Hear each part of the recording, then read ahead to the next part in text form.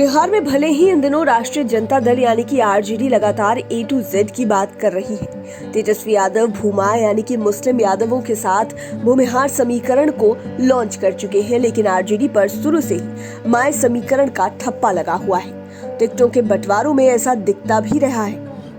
इसके बाद भी 2019 का लोकसभा चुनाव आरजेडी के लिए किसी डरावने सपने से कम नहीं है, क्योंकि इस चुनाव में आरजेडी का मुस्लिम कार्ड नहीं चला था। आरजेडी ने 5 मुस्लिम उम्मीदवारों को टिकट दिया, लेकिन सब के सब फेल हो गए। पार्टी 0 पर आउट हो गई।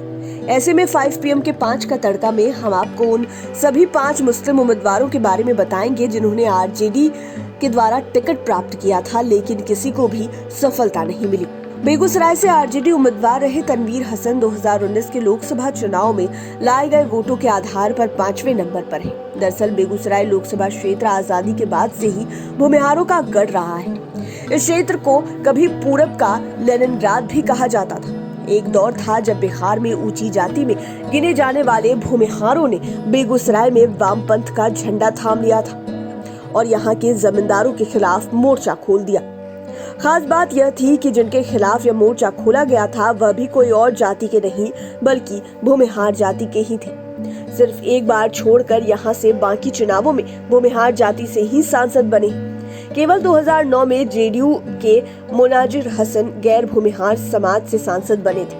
इसी फॉर्मूले पर आरजेडी ने 2019 के लोकसभा चुनाव में तनवीर हसन को मैदान में उतारा था। दरअसल 2019 में यहाँ से 2 दबंग भूमिहारों में लड़ाई थी। बीजेपी ने गिरिराज सिंह को अपना उम्मीदवार बनाया, जबकि सीपीआई ने जेएनयू छात्र संघ के पूर्व अध्यक्ष कन्हैया कुमार को उतारा था। लड़ाई को त्रिकोणीय बनाने और बीच से इसका फायदा उठाने के लिए ही आरजेडी ने तनवीर हसन वाला फॉर्मूला अपनाया, लेकिन सफलता नहीं मिली। आरजेडी यहाँ से तीसरे स्थान पर चली गई थी। आरजेडी उम्मीदवार तनवीर हसन को महज 1,98,233 वोट थे। यहाँ से बीजेपी की गिरिराज सिंह को जीत मिली, जबकि सीपीआई के कन्हैया कुमार रनर अप रहे थे। अब बात करते हैं आरजेडी उम्मीदवार सैयद फैसल अली के बारे में। ये लाए गए वोटों के आधार पर 4थे नंबर पर है। दरअसल जब फैसल अली को आरजेडी ने टिकट दिया था तभी ये शोर हो गया था कि पार्टी ने यह सीट चुनाव के पहले ही गंवा दी। यह भी सियासी गलियारे में कहा जाने लगा था कि इन्हें सभी मुस्लिमों का भी वोट नहीं मिलेगा। दरअसल शिवहर राजपूत बहुल क्षेत्र माना जाता है। ऐसे में लोगों को उम्मीद थी कि आरजेडी यहाँ से किसी राजपूत जाति के नेता को टिकट देगा, लेकिन हुआ उल्टा। आरजेडी ने यहाँ से फैसल अली को उतारा। फैसल अली पर बाहरी उम्मीदवार होने का भी आरोप लगा। इतने तरह के विवाद होते गए कि ये धीरे धीरे हाशिए पर चले गए और बीजेपी उम्मीदवार रमा देवी ने इन्हें 3,40,360 वोटों के भारी अंतर से हरा दिया। सैयद फैसल अली को 2,68,318 वोट मिले थे। आपको बता दें कि फैसल अली बिहार के गया जिले के रहने वाले हैं। इसकी वजह से वे लोकल टच में नहीं रह पाए। इसका खामियाजा उन्हें भुगतना पड़ा। वैसे भी शिवहर लोकसभा क्षेत्र से अब तक सिर्फ एक मुस्लिम सांसद अनवारुल हक जीते हैं, जबकि वे 2 बार हारे भी हैं। 2009 से यहाँ लगातार बीजेपी की रमा देवी जीतती आई। यहाँ से 2014 में साबिर अली को जेडीयू ने उम्मीदवार बनाया था, लेकिन मुसलमानों का साथ न मिलने पर उन्होंने टिकट वापस कर दिया था। लेकिन इस बात को फैसल अली नहीं समझ सके। इससे आरजेडी को इसका खामियाजा उठाना पड़ा। अब्दुल बारी सिद्दीकी आरजेडी के कद्दावर नेता हैं, लेकिन 2019 के चुनाव में मोदी लहर के सामने इनका भी सिक्का नहीं चला।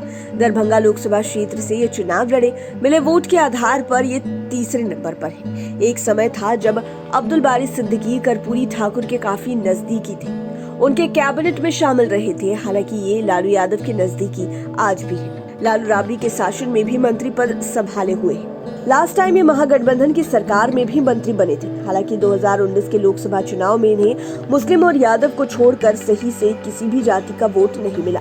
दरअसल दरभंगा लोकसभा सीट पर शुरू से ही आरजेडी प्रत्याशी अब्दुल बारी सिद्दीकी और बीजेपी प्रत्याशी गोपाल जी ठाकुर के बीच कड़ी टक्कर मानी जा रही थी, लेकिन रिजल्ट जो आया वह चौंकाने वाला था। नतीजों में यह कहीं दिखा ही नहीं कि कोई टक्कर भी थी। पॉलिटिकल एक्सपर्ट्स भी मानते हैं कि इसकी बड़ी वजह यह रही कि यहाँ जातीय गोलबंदी में गोपाल जी ठाकुर को सवर्ण मतों के साथ वैश्य और बिहार के पचपनिया समुदाय का बड़ा समर्थन मिला। वहीं अब्दुल बारी सिद्दीकी के माय समीकरण में अशरफ अली फातमी के फैक्टर के कारण दरक गया। कहा जाता है कि यादव वोटों में भी बिखराव हुआ था।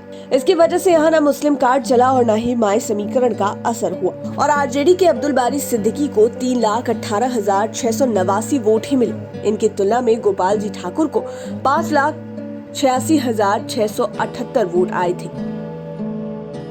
हिना शहाब इस लिस्ट में दूसरे नंबर पर है। सिवान लोकसभा क्षेत्र से इन्हें आरजेडी ने उतारा था, लेकिन इन्हें दूसरी बार भी सफलता नहीं मिली। जब इनके पति शहाबुद्दीन बाहर रहे तब तक इस सीट पर उनका कब्जा बरकरार रहा। इसके बाद तो शहाबुद्दीन का परिवार सत्ता से दूर हो गया। हिना शहाब 2019 में ही लोकसभा चुनाव हार गई। यहाँ से जेडीयू उम्मीदवार कविता सिंह विजयी हुई। इसके पहले इस सीट पर बीजेपी का कब्जा था। यहाँ से 2009 और 2014 में ओम प्रकाश यादव जीते थे। 2019 में वे निर्दलीय चुनाव लड़े थे, जबकि 2014 में बीजेपी के टिकट पर लड़े थे। 2019 में जेडीयू के खाते में यह सीट चली गई और ओम प्रकाश यादव का पत्ता साफ हो गया। लेकिन यहाँ हम बात कर रहे हैं आरजेडी के मुस्लिम उम्मीदवार हिना शहाब की। हिना पर आरजेडी ने तीसरी बार भरोसा किया। उन्होंने फाइट भी अच्छी की, लेकिन सफलता नहीं मिली। दरअसल लालू यादव के बिहार का सीएम बनने के बाद हिना शहाब के पति मोहम्मद शहाबुद्दीन ने इस सीट पर एक छत्र राज किया था। 1992 से शुरू हुई उनकी जीत का सिलसिला 2004 तक चला। अपनी बाहुबली छवि के लिए इलाके में चर्चित शहाबुद्दीन को जब सजा हुई तो उनकी पत्नी हिना शहाब ने जिम्मेदारी संभाली। हालांकि शहाबुद्दीन की इलाके पर जबरदस्त पकड़ होने के बावजूद हिना शहाब को जीत हासिल नहीं हुई। ओम प्रकाश यादव दोनों ही बार हिना को हराने में कामयाब रहे, जबकि तीसरी बार कविता सिंह ने पराजित कर दिया।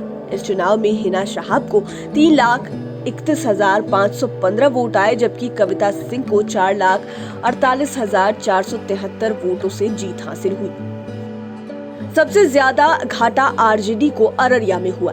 10 साल के बाद वहां से मुस्लिम उम्मीदवार की हार हुई। दरअसल सबको पता है कि अररिया मुस्लिम बहुल क्षेत्र है। इसके बाद भी वहां से बीजेपी का जीत जाना पॉलिटिकल एक्सपर्ट्स को सोचने के लिए विवश कर देता है। आरजेडी के लिए भी यह चिंतन का विषय हो गया था। यहाँ से 2019 में बीजेपी के प्रदीप कुमार सिंह ने चुनाव जीतकर बता दिया कि बिहार के अन्य जिलों की तरह यहाँ पर भी ब्रांड मोदी हावी रहा। प्रदीप कुमार सिंह ने आरजेडी के सरफराज आलम को 1,36,510 वोटों से हराया। सरफराज आलम को कुल 4,81,193 वोट मिले थे। पॉलिटिकल एक्सपर्ट्स भी मानने लगे थे कि अररिया में मोदी लहर के आगे महागठबंधन का मुस्लिम कार्ड हो या फिर माय समीकरण, सब पस्त और ध्वस्त हो गया। यह सब तब हुआ जब अररिया में 37% मुस्लिम रहते हैं, जबकि 13% यादव वोटर हैं। आपको बता दें कि जब तक आरजेडी के कद्दावर नेता तस्लीमुद्दीन जिंदा रहे तब तक इस इलाके में मुस्लिम कार्ड का खेल होता रहा था। उम्मीद है ये वीडियो आपको पसंद आया होगा। इसी तरह के वीडियोस के लिए हमारे चैनल 5 PM को सब्सक्राइब कर लें, साथ ही फेसबुक पेज को भी लाइक करें। धन्यवाद।